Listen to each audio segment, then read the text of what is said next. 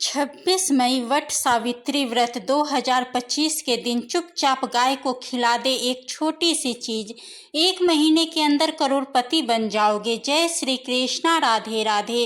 प्रिय दर्शकों, आज हम आपको ऐसी दुर्लभ जानकारी बताने जा रहे हैं। वास्तव में अगर आप वट सावित्री व्रत के दिन अगर आप यह उपाय कर लेते हैं तो यकीनन आप पर विष्णु भगवान, माता लक्ष्मी की असीम कृपा होगी और आप धनवान बन जाओगे। दोस्तों, बस जो उपाय आपको बताया जाए वह उपाय कर लेना। चलिए जानते हैं, वट सावित्री के दिन चुपचाप गाय को खिला दे यह एक छोटी सी चीज, करोड़पति भी अरबपति होंगे। सभी संकट से मुक्ति, पूरे साल आपके धन भरे रहेंगे। अन्य धन के भंडार, यूं कहे कि आपकी 7 पुश्ते तक करेगी राज।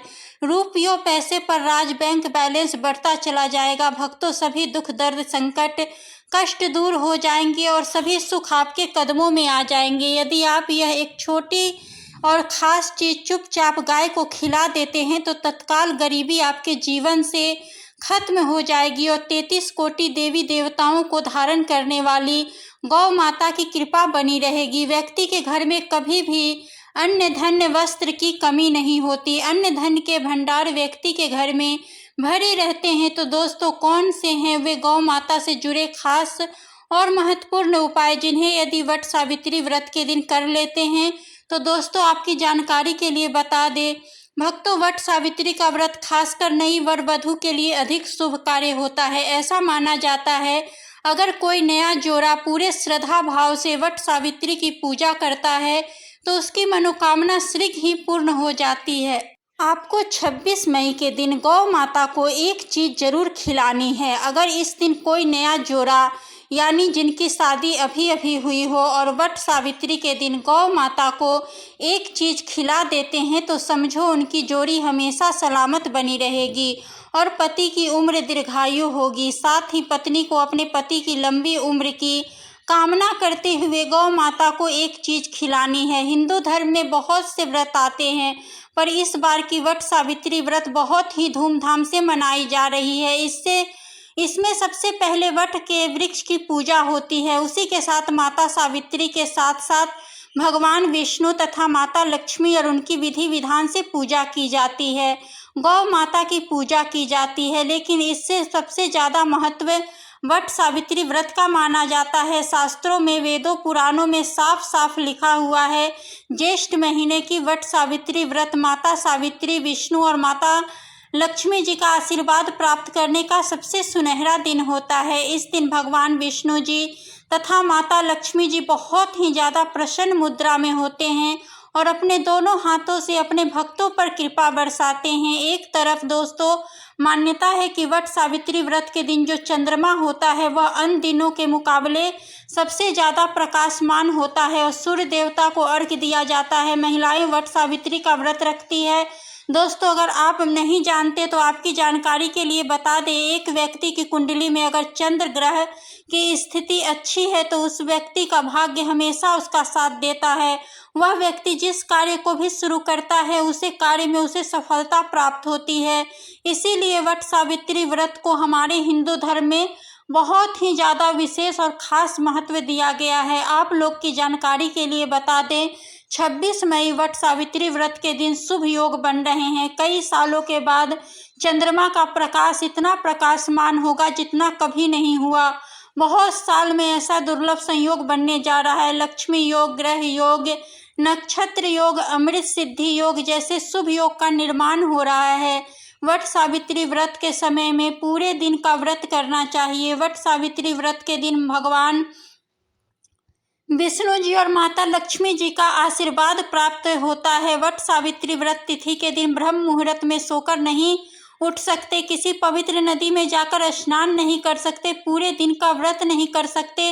वैसे तो दोस्तों वट सावित्री व्रत के दिन स्नान और प्रातः का विशेष ही महत्व होता है, लेकिन इस दिन अगर आप ज्योतिष शास्त्र, तंत्र शास्त्र के अनुसार एक गाय वाला उपाय विधि विधान से कर लेते हैं तो इस उपाय को करने के बाद साक्षात आपको विष्णु जी और माता लक्ष्मी जी का आशीर्वाद, भगवान विष्णु जी की कृपा से आपको नवग्रह आपका साथ देना शुरू कर देंगे। आपके राहु केतु की दशा अच्छी हो जाएगी, क्योंकि एक व्यक्ति के जीवन के भाग्य का राहु केतु का नियंत्रण भगवान विष्णु जी के हाथों में होता है। दूसरी तरफ इस उपाय को करने के बाद आपके जीवन में धन आना शुरू हो जाएगा। आपके जीवन में जो धन आएगा उसमें वृद्धि होगी, वर्षा होगी। आपको अपने जीवन के समस्त प्रकार की आर्थिक कष्टों से मुक्ति मिल जाएगी। क्योंकि दोस्तों, अगर माता लक्ष्मी जी की एक व्यक्ति को आशीर्वाद देती है, उस व्यक्ति को करोड़पति बनने से दुनिया की कोई भी ताकत नहीं रोक सकती। अब आप सोच रहे होंगे कि गाय को ऐसा क्या खिलाने से और ऐसा क्या उपाय करने से आपको विष्णु भगवान और माता लक्ष्मी जी का आशीर्वाद मिल सकता है। तो दोस्तों, आपने देखा होगा जब भी आपके घर पर दिवाली की पूजा होती है या फिर धनतेरस की पूजा होती है या किसी भी वट सावित्री व्रत की पूजा होती है, तो आपके घर वाले गौ माता की पूजा जरूर करते हैं और गौ माता को जो भोग होता है उसमें से कुछ न कुछ खिलाते हैं।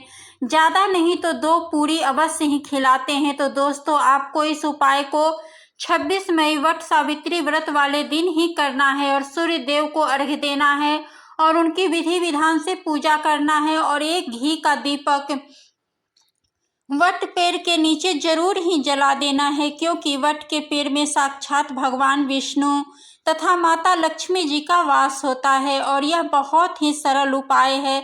तो पूरी जानकारी प्राप्त करने के लिए वीडियो के अंत तक बने रहें। तो दोस्तों, इस वीडियो में हम आपको एक खास और महत्वपूर्ण चीज़ के बारे में बताएंगे, क्योंकि आपको वट सावित्री व्रत के दिन गाय को जरूर ही खिलानी है। तो दोस्तों, अपने फायदे के लिए पूरा वीडियो देखना। यदि आज की इस वीडियो को आपने काट काट के देखा तो यकीन मानिए जीवन में आपको कभी भी सफलता हासिल नहीं होगी, न ही आपको पूजा का कोई फल प्राप्त होगा और न ही भगवान विष्णु जी और माता लक्ष्मी जी का आशीर्वाद आपको प्राप्त होगा। तो वीडियो को पूरा जरूर देखें, क्योंकि इस वीडियो में आपको गौ माता से जुड़े उपाय के बारे में बताने वाले हैं, जिन्हें करने से आपके जीवन के जो भी दुख दर्द संकट है या नाकामयाबी नहीं, बाधाएं आ रही है, सभी से छुटकारा मिलने वाला है। अनेक देवी देवताओं को अपने शरीर पे धारण करने वाली गौ माता से जुड़े कई शुभ और अशुभ संकेत भी होते हैं। मतलब गाय का दूध दूहते समय यदि गाय ठोकर मार दे और सारा दूध बिखर जाए तो यह अपशगुन होता है। यदि कोई यात्रा पर निकल रहा है और गाय अपने बछड़े को दूध पिलाती सामने आ जाए तो निश्चित रूप से किया गया यात्रा के लिए निकले हैं वह यात्रा आपकी जरूर ही सफल होगी और वह जिसके लिए आप निकले हैं वह जरूर ही पूर्ण। यात्रा पर जाते समय गाय की आवाज़ आना और रात्रि में गाय की हुंकार करना भी शुभ होता है। दोस्तों, वट सावित्री व्रत जेठ के महीने में आप गाय के साथ भूल कर भी यह काम न करें। लगता है घोर पाप। गाय के साथ लोग खराब व्यवहार कैसे कर लेते हैं और जैसे कि दूध देना बंद कर देती है तो लोग उन्हें उसकी किस्मत पे छोड़ देते हैं सड़कों पर गलियों में भटकने के लिए। ऐसे में गौवंश जीवन को कोई डंडे मारता है तो कोई उन पर पानी डाल देता है। कई बार उन्हें चोट लग जाती है तो कभी बीमार होकर बेचारी गाय दम तोड़ देती है। ऐसे में जरूरत है इन बातों को जानने की। गाय को लेकर शास्त्रों में क्या कहा गया है, आपको कैसा व्यवहार करना चाहिए। दोस्तों, गाय को कभी भी मारना पीटना नहीं चाहिए। शास्त्रों में गाय को माता का दर्जा दिया गया है। गाय को मारने वाला माता को मारने पीटने वाले के समान पाप का भाग्य समझा जाता है। नरक लोक में वर्षों तक कष्ट भोगना पड़ता है। अगले जन्म में पशु योनि में मिलता है। गौतम मुनि ने गलती से गाय को डंडा मार दिया था, जिस गाय की मृत्यु हो गई थी और इस पाप से मुक्ति के लिए उन्हें वर्षों तक तपस्या करनी पड़ी थी। भगवान श्री कृष्ण जी ने बैल स्वरूप में आए वृद्ध आश्रम का वध कर दिया था, जिससे मुक्ति के लिए भगवान श्री कृष्ण को संपूर्ण तीर्थ को एक कुंड में बुलाना पड़ा और इस कुंड में स्नान से वह पाप मुक्त हो गए थे। दोस्तों, साथ ही साथ पानी पी रही गाय को भगाते हैं वो घोर पापी के भागी बनते हैं। ऐसे लोग घर आप से मुक्त होकर स्वर्ग प्राप्त हो जाते हैं। बड़े ही धनवान कुल में जन्म लेकर सुख भोगते हैं और साथ ही साथ आराम कर रही गाय को कष्ट देकर कभी भी उठाना नहीं चाहिए। वह जन्म के किए गए जाने अनजाने में पापों से मुक्ति हो जाती है और गोलोक में स्थान प्राप्त पाते हैं। गाय को डंडा मारकर उठाना, पानी डालकर उठाने से मनुष्य पाप का भागी बनता है और अगले जन्म में उसे दर दर भटकना पड़ता है। और साथ ही साथ शास्त्रों में बताया गया है, जो लोग गाय की सेवा करते हैं और उनका भोजन खिलाते हैं और उनकी परवरिश अच्छी तरह से करते हैं, वह लोगों को जीवन की सभी इच्छाएं पूर्ण होती है। गाय के बछड़े से बचा हुआ दूध ही मनुष्य को लेना चाहिए, परंतु कुछ लोग एक बार गाय को दूध लेने के बाद फिर से बछड़े के लिए बचा हुआ दूध भी दूह लेते हैं। ऐसा करना घोर पाप कहा जाता है दोस्तों। साथ ही साथ शास्त्रों में कहा गया है कि गौवंश मतलब गाय और बैल के पीठ पर नहीं बैठना चाहिए, उनके पीठ पर बैठने से महापाप लगता है। ऐसे लोगों को नरक की यात्रा भोगनी पड़ती है। एकमात्र देव के अंश से उत्पन्न नंदी ही गौवंश है, जिस पर स्वयं महादेव और महादेवी सवारी करती हैं, क्योंकि नंदी ने स्वयं अपनी इच्छा से महादेव की सवारी बनना स्वीकार किया था। और साथ ही साथ शास्त्रों में गाय के दान को बहुत ही महत्व दिया गया है, परंतु ऐसी गाय का दान कभी नहीं करना चाहिए जो बूढ़ी और बीमार हो। इस संदर्भ है कि इस नचिकेता ने पिता द्वारा बूढ़ी गाय को दान करने पर आपत्ति जताई थी। दूध देने वाली गाय और बछड़े सहित जो लोग गाय का दान करते हैं, वो महान पुण्य को हासिल करके स्वर्ग में स्थान पाते हैं दोस्तों। साथ ही साथ सूर्य, चंद्र, मंगल या शुक्र की युक्ति राहु से हो तो पितृ दोष होता है। यह भी मानता है कि सूर्य का संबंध पिता से एवं मंगल का संबंध रक्त से होने के सूर्य यदि शनि, राहु या केतु की दृष्टि हो तथा मंगल की युक्ति राहु या केतु से हो तो पितृ दोष होता है। इस दोष से जीवन संघर्ष में बन जाता है। यदि पितृ दोष हो तो गाय को प्रतिदिन वट सावित्री व्रत के दिन या किसी भी खास दिन वट सावित्री व्रत के दिन रोटी, गुड़, चारा आदि खिलाने से पितृदोष समाप्त होते हैं दोस्तों। हर और एक मंगलिक कार्य में गौ माता या उनसे जुड़ी चीज जैसे गाय का गोबर, गौमूत्र, गाय का दूध अथवा गाय के दूध से बनी घी जरूर शामिल करें। इससे आपको पुण्य की प्राप्ति होगी। सनातन परंपरा के अनुसार जिस घर में गाय होती है उस घर से जुड़े सभी वास्तु दोष स्वयं ही खत्म हो जाते हैं। गाय के ऊपर जो कुबर होती है वह बृहस्पति गुरु हैं, अतः जन्म पत्री में यदि बृहस्पति अपनी नीच राशि मकर में हो या अशुभ में जा रहे हो और सामने से गौ माता आई हुई दिखाई दे तो गौ माता को अपनी दाहिनी ओर से जाने देना चाहिए। आपकी यात्रा जरूर ही सफल होगी।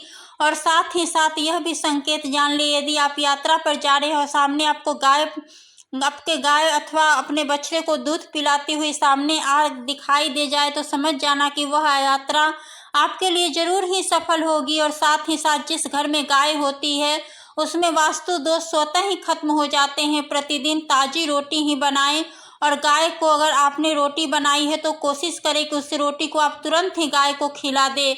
अगर आप उस रोटी को रख देंगे और उस रोटी को अगले दिन देंगे तो वह रोटी बासी मानी जाएगी। गाय को कभी भी बासी रोटी न दे, इसे घर में नकारात्मक ऊर्जा का वास करती है और आपकी बिल्कुल भी नहीं बनेंगे। आप जिस भी काम को करेंगे काम में आपको हमेशा असफलता का ही हाथ लगेगी। इसलिए कोशिश करें गाय को रोजाना ताजी रोटी बनाकर खिलाए, बासी रोटी गाय को न दे।